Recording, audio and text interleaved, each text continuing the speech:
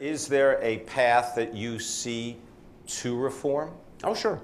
Look, there are two paths. Well, at least there are more than two. The two obvious paths are regulatory and market-based.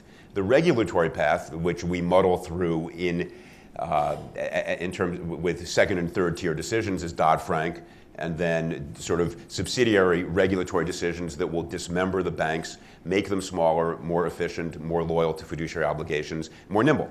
And Dodd-Frank is an imperfect law, but it begins to move us in the correct direction. If the Volcker Rule is implemented with some teeth, then prop trading will be off where it should be, which is away from depository institutions. It's not quite Glass-Steagall, but it's some theoretical way it begins to move us in that direction. So that's the regulatory model. The market-based answer is that if, in fact, return to capital in centralized banks, as is being reflected right now, if you just look at where they're trading and they're trading below book value, people will begin to say, look, I'd rather go off and have a boutique investment bank that does just that. I'll create a hedge fund. I'll create my private equity fund.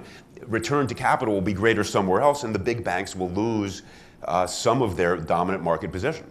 And so the market will, in fact, respond appropriately.